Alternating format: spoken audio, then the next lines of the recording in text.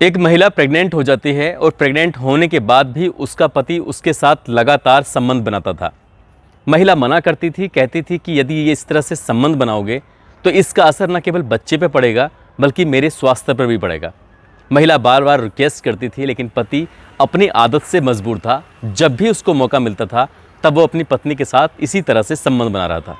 उस महिला ने सोचा कि यहाँ रहेगी तो शायद दिक्कत में आएगी, उसके लिए भी और उसके बच्चे के लिए भी।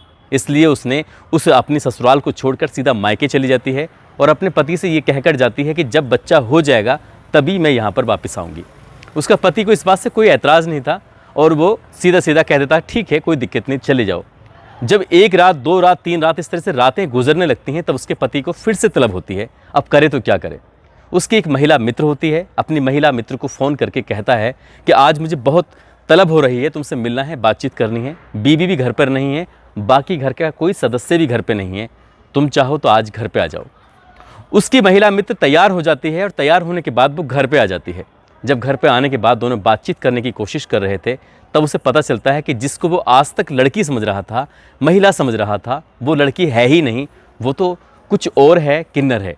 लेकिन यहाँ से उसने छुटकारा पाने के लिए जो एक तरीका अपनाया, उस तरीके की गूंज पूरे उस शहर में गूंज रही है। लोग ये बात सुनकर हैरान हैं कि कोई इंसान इतना क्रूर कैसे हो सकता है। उसने हैवानियत की सारी हदों को पार करते हुए इंसानियत के नाम पर कलंक जो धब्बा उसने लगाया है, आज पूरे शहर में इस बात की चर्चा आम हो गई है। आदाब, नमस्कार, सत श्री अकाल। मैं उस्मान सैफी। आज की जो सच्ची घटना मैं आपको सुनाने जा रहा हूँ, ये सच्ची घटना है मध्य प्रदेश का एक शहर है इंदौर, और इसी शहर की एक कॉलोनी लगती है अशरफी कॉलोनी। दरअसल एक नूर मोहम्मद नाम का एक लड़का जो कि दिन में काम करता था, रात को आराम करता था, घर पे आता था और आराम करते करते वो अपने मोबाइल के पन्ने दर पन्ने पलटता रहता था। खासकर फेसबुक के छोटी छोटी रील्स देखते देखते कब उसने एक लड़की, एक जो खूबसूरत लड़की होती है, उसको एक फ्रेंड रिक्वेस्ट भेज देता है और कुछ दिन के बाद उस फ्रेंड रिक्वेस्ट को स्वीकार कर लिया जाता है। जोया नाम की वो खूबसूरत लड़की उसकी फ्रेंड रिक्वेस्ट को स्वीकार कर लेती है और ये जो लड़का है नूर मोहम्मद अपने घर की सारी बातें उससे बताया करता था। कहता था कि मेरी शादी हो चुकी है, बीवी प्रेग्नेंट हो गई है।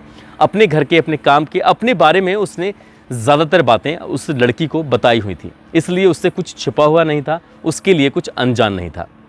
बातचीत का सिलसिला चलता रहता है।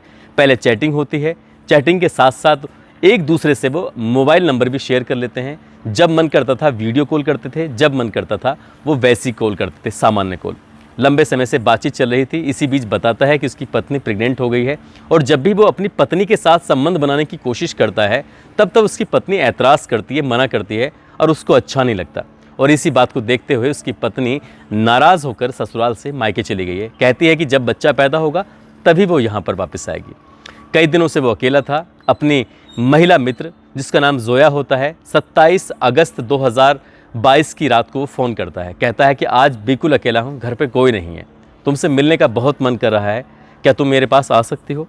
जोया ये बात सुनती है। शुरू में तो उससे अचंभा होता है, आश्चर्य होता है, सोचती है कि क्या करना चाहिए, क्या नहीं करना चाहिए।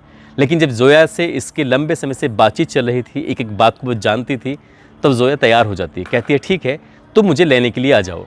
कुछ रास्ते वो चलती है, कुछ रास्ते उसका दोस्त चलता है, दोनों एक दूसरे से रास्ते मिलते हैं। उसको लेकर वो सीधा उसके अपने घर आता है।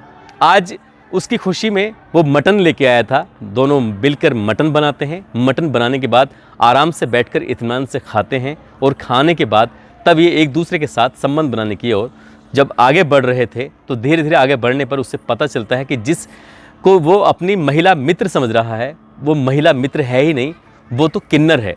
उसको देखने के बाद वो थोड़ा गुस्से में आ जाता है और इसी बात पे कहासुनी हो जाती है। तभी नूर मोहम्मद कहता है कि मैंने अपनी ज़िंदगी का हर एक सच तुम्हें सामने बताया है, हर एक बात तुमसे बताई है, तुमसे आज तक कुछ भी नहीं छुपाया और तुमने मुझसे इतनी बड़ी बात छुपाई कि तुम लड़की हो ही नहीं, किन्नर हो। ये बात बहुत गलत है। इन दोनों के बीच में जो कहासुनी हो जाती है, कहासुनी के बीच ये बात मारपीट पर बदल जाती है। नूर मोहम्मद इतना गुस्से में आ जाता है कि जोया का गला दबाकर उसकी हत्या कर देता है। अब ये सोचने पर मजबूर था कि यहाँ से इस लाश को कैसे ठिकाने लगाया जाए। तभी वो उस लाश के 2 टुकड़े करता है। 2 टुकड़े करने के बाद उसके बीच से एक हिस्सा ऊपर का होता है, एक हिस्सा नीचे का होता है। नीचे वाले हिस्से को वो बोरी में रखता है और दूसरे वाले हिस्से को भी उसी बोरी में रखने की कोशिश कर रहा था, लेकिन बोरी में जगह ही नहीं थी, स्पेस ही नहीं था। तब वो एक और बोरी का इंतज़ाम करता है, उस लाश को, दूसरी वाली लाश को भी बोरी के अंदर रखता है।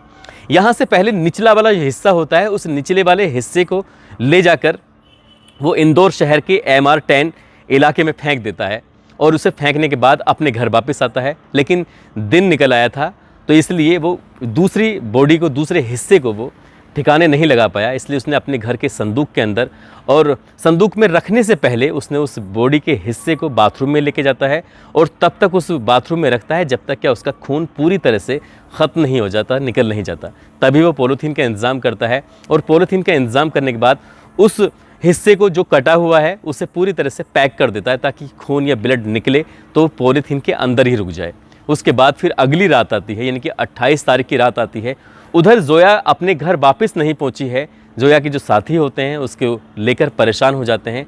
वो नज़दीकी पुलिस स्टेशन जाते हैं और जाकर कहते हैं कि हमारी दोस्त 27 अगस्त की रात को घर से निकली थी किसी से मिलने के लिए, लेकिन वापस लौट कर नहीं आई है। आखिरकार करें तो क्या करें। पुलिस जैसे हर मामले को गंभीरता से नहीं लेती है, पुलिस ने इस मामले को भी उतनी गंभीरता से नहीं लिया जितनी लेना चाहिए था और पुलिस वाले अपने काम में व्यस्त हो जाते हैं। जो उसके साथी थे वो लगातार थाने के चक्कर काट रहे हैं। इधर नूर मोहम्मद के पास आधा हिस्सा बाकी था।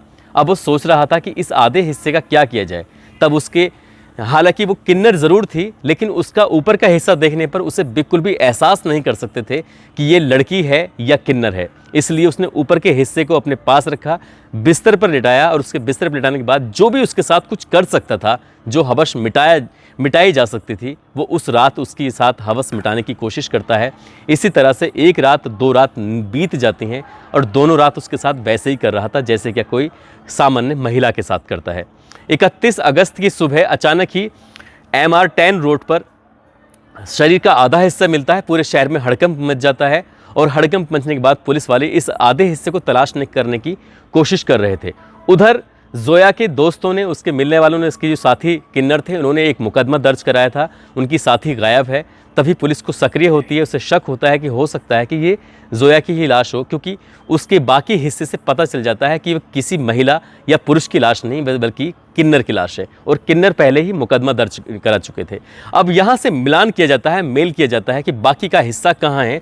तब उसके बाकी साथियों से पूछा जाता है कि तुम्हारे साथी की किससे बात होती थी, क्या होती थी। फ़ोन कॉल की रिकॉर्डिंग निकाली जाती है, उसका नंबर की CDR निकलवाई जाती है, तो पता चलता है कि ये अशरफी कॉलोनी है, उस इलाके का रहने वाला नूर मोहम्मद है। उससे बातचीत होती थी। पुलिस वाले सूचना जैसे ही उन्हें CDR से प्राप्त होती है, सर्विलांस टीम उसमें मदद करती है। तुरंत ही वो इस अशरफी मोहल्ले में कॉलोनी पहुँचते हैं। वहाँ जाकर नूर मोहम्मद के पास जाकर उसको देखते हैं, वो घर के अंदर ही मौजूद होता है। उससे पूछताछ करते हैं तो वो पुलिस के सवालों के सामने ज़्यादा देर टिक नहीं पाता और वो बाकी का हिस्सा संदूक के अंदर रखा हुआ था, लाश रखी हुई थी और उसमें से कहीं ना कहीं दुर्गंध भी आने लगी थी। पुलिस वाले पूछ रहे थे कि बाकी हिस्से का तूने क्या किया, तो तब उसने बताया कि बाकी हिस्से के साथ उसने गंदा काम किया था, घिनौना कृत्य किया था। वो कैसे कर रहा था, क्या कर रहा था, शरीर के ऊपर के हिस्से से, ये भी एक समस्या पर है। इस घटना को देखने बाद वो मानसिक रोगी से कम नज़र नहीं आता। लेकिन इस इलाके के जो ACP होते हैं, जयंत सिंह राठौर, वो कहते हैं कि अपने कार्यकाल में ऐसी हीनियस वारदात कभी देखी ही नहीं, अपनी आंखों से ऐसा क्रूर चेहरा कभी देखा ही नहीं, जिसने एक लड़की को एक किन्नर को लड़की समझा, उसके साथ संबंध बनाने की कोशिश की। जब उसमें नाकामयाब होता है, उसका गला दबाता है, उसके शरीर के 2 हिस्से करता है, उसको मार देता है, एक हिस्से को फेंक देता है, दूसरे हिस्से को वो अपने घर में रखता है उसके साथ गंदा घिनौना कृत्य करने के लिए।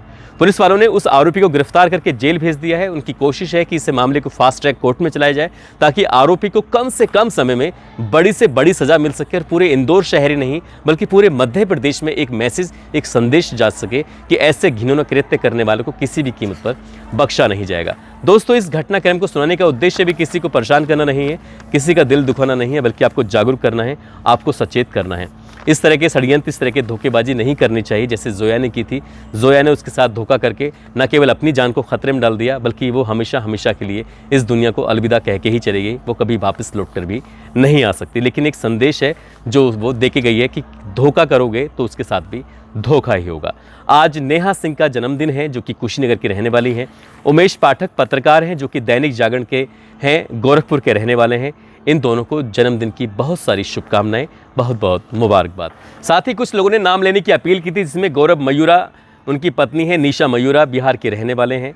साथ ही जयप्रकाश और उनकी पत्नी सोनम, ये भी बिहार के रहने वाले हैं। जाकिर हुसैन असम से हैं। अर्जुन कुमार यूपी से, ओम हरी मनोरंजन सिंह, कबीर खान, मोहम्मद नदीम यूपी से, शिव शंकर पासवान झारखंड से, अभिमन्यु यादव छपरा से, सोनमणि कुमार आजमगढ़ से, सौम्या पाल कानपुर से, नीतुल दिवाकर फतेहपुर से, प्रमोद कुमार गुप्ता मोतिहारी से, अरवाज हुसैन मधुपुरा से, मोहित सिंह घोष रामपुर से, इंतज़ार चौधरी टीकमगढ़ से, फरहान खान बलरामपुर से, दिलशाद आलम मेरठ से, चरण सिंह गुजर मंदसौर मध्य प्रदेश से, अमन गांधी, लोकेश मीणा, अजय सिंह लोधी कौशाम्बी से, रजत खान राजस्थान से, जहांगीर सिद्दीकी फर्रुखाबाद से, सुमित कुमार दिल्ली से। इन लोगों ने नाम लेने की अपील की थी। आप सब लोग अपना ख्याल रखें, सुरक्षित रहें। जय हिंद, जय भारत।